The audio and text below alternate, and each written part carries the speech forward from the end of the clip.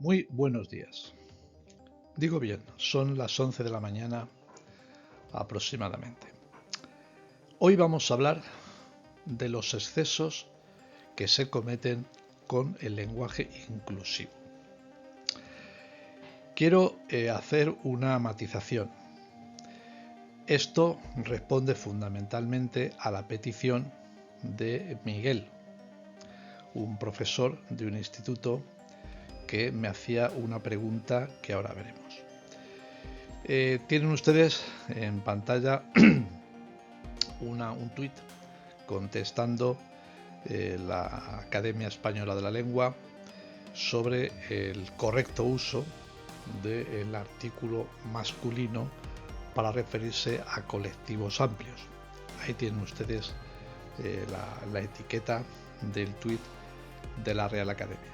Por tanto, la Real Academia de la Lengua decía que el uso genérico del masculino desde el punto de vista gramatical era un mecanismo firmemente asentado en la lengua española y que no suponía discriminación sexista ninguna. Como siempre, José Luis Gómez de Agüero de Acuña, inspector de educación en el canal que se opina muy poco y solo se da información. Vamos con la presentación. Miguel preguntaba lo siguiente. ¿El equipo directivo o el departamento de orientación, está hablando de un instituto, tiene facultades o está habilitado para obligar de manera preceptiva a que sus profesores, profesoras, incorporen a las programaciones didácticas un lenguaje inclusivo y coeducativo? Esa es la pregunta que formulaba Miguel.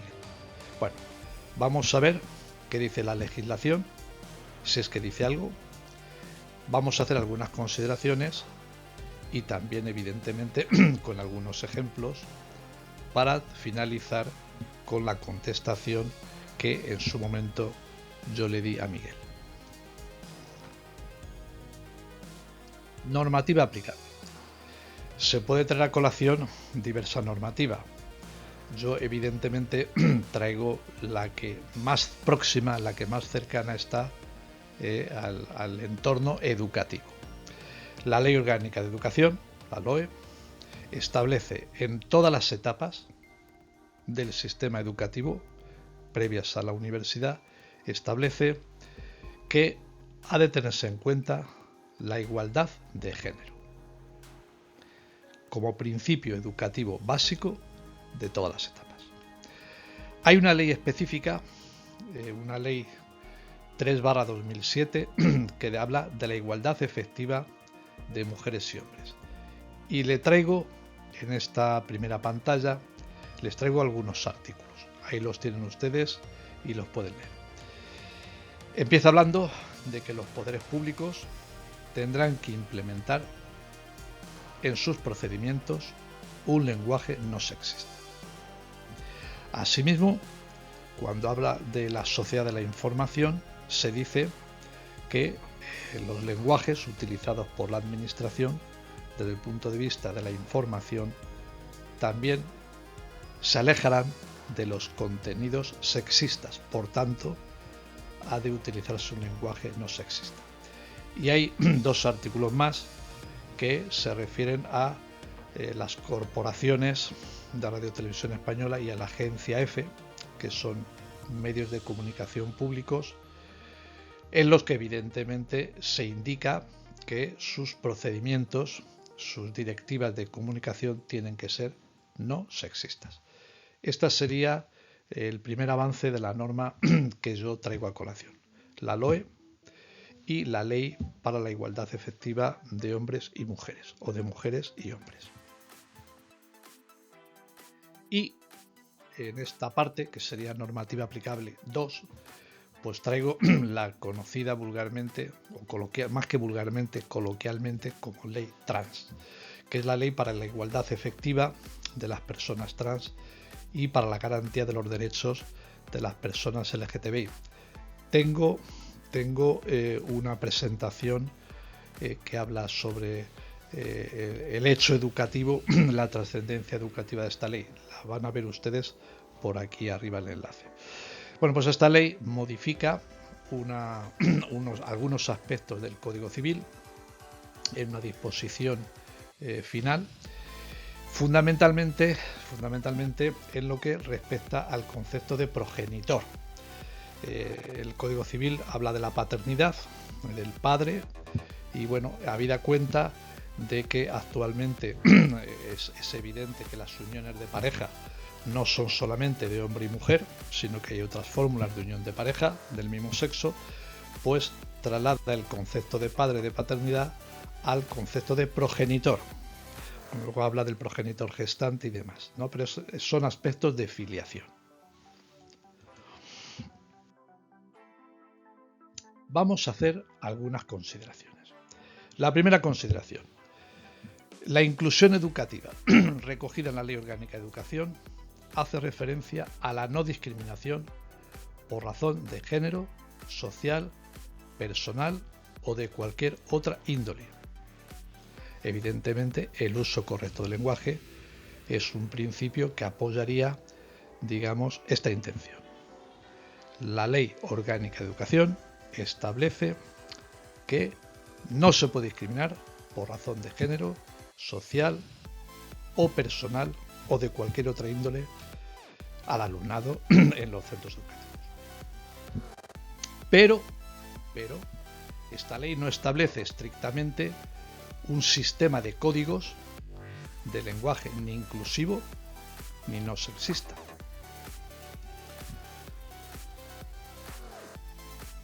Vamos con otra consideración. Segunda consideración: si nos centramos en una correcta comunicación y traemos a colación la ley trans que les decía anteriormente, esta ley establece infracciones y sanciones por el uso y las conductas inadecuadas en el ámbito educativo. Pero tampoco establece un código estricto, un código severo, ni un sistema de lenguaje ni inclusivo ni no sexista. Vamos con la tercera consideración.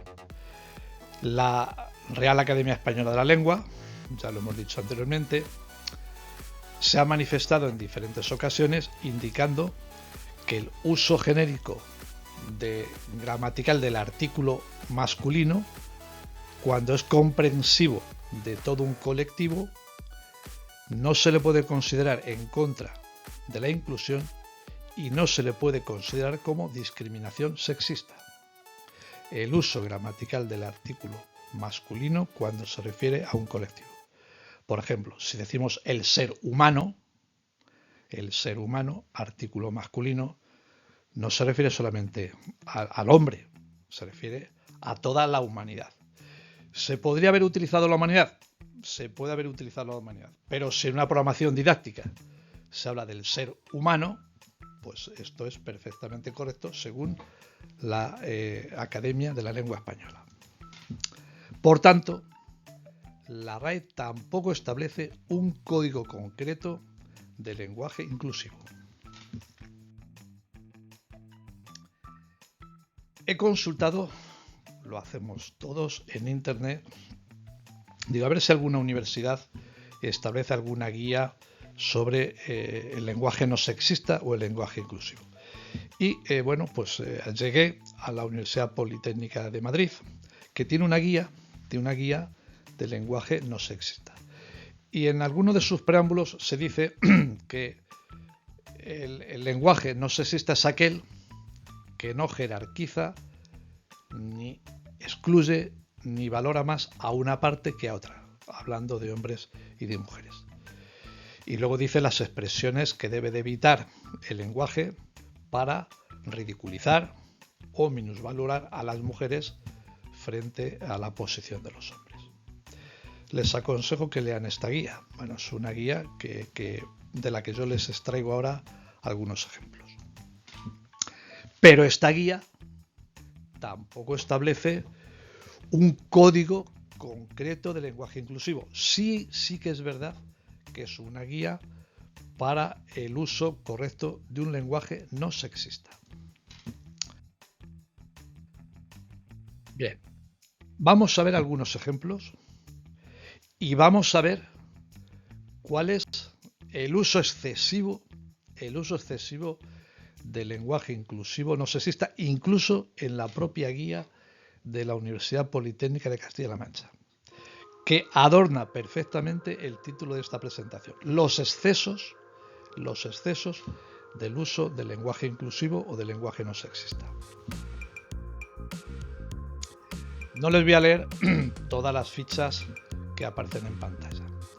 Hay unas caras rojas que establecen disgusto. Bueno, pues el primer disgusto es que no es correcto gramaticalmente, aunque la Universidad Politécnica lo indique como alternativa. No es correcto decir, para alumnos y alumnas, poner la letra arroba. La arroba no está en el abecedario español. Es otro símbolo que tiene características informáticas, mercantiles y demás. Pero no es una letra apropiada. Estamos hablando del entorno educativo. Bueno, ahí pongo una cara de disgusto. Otro uso excesivo del lenguaje inclusivo o del lenguaje no sexista. Dice, las enfermeras. Y dice, mejor dicho, el personal de enfermería. Pues depende. Si estás en una planta de un hospital donde solamente hay enfermeras, pues está bien dicho las enfermeras. Y si hay enfermeras y hay enfermeros, pues puedes decir el personal de enfermería. Pero si solamente hay enfermeras, pues las enfermeras. Es otro uso incorrecto. También, bajo mi punto de vista, es incorrecto cuando se habla de los profesionales y las profesionales y se dice el personal de plantilla de la empresa. Pues depende. Si son profesionales hombres, pues serán los profesionales. Y si son profesionales mujeres, pues serán las profesionales. No tiene por qué decirse siempre el personal de plantilla de la empresa. Bueno, ahí les pongo algunos excesos que yo creo que comete incluso la propia Universidad Politécnica en su guía. Por eso daba título a la presentación: los excesos con el lenguaje inclusivo.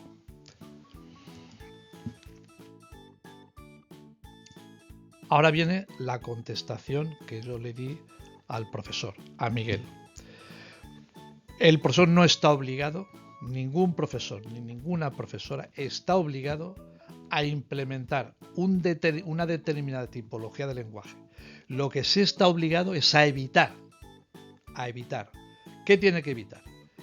Le leo la contestación que le di a Miguel. Por consiguiente, no se trata de hacer preceptivo en las programaciones didácticas de las materias de un determinado estilo de lenguaje, sino que se debe evitar las expresiones y modismos ofensivos o atentatorios contra la diversidad que supongan una discriminación sexista.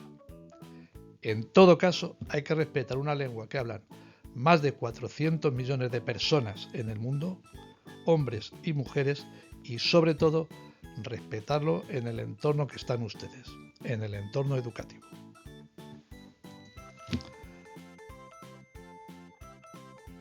Pues bien, esto es lo que les quería decir hoy. Como siempre, les animo a que se suscriban, que den al like si la presentación es de su agrado, que activen la campana de notificaciones, pues para estar actualizados de las presentaciones que subo al canal. Como siempre, José Luis Gómez Agüero de Acuña, inspector de educación en el canal que se opina poco y solo se da información. Gracias por su atención.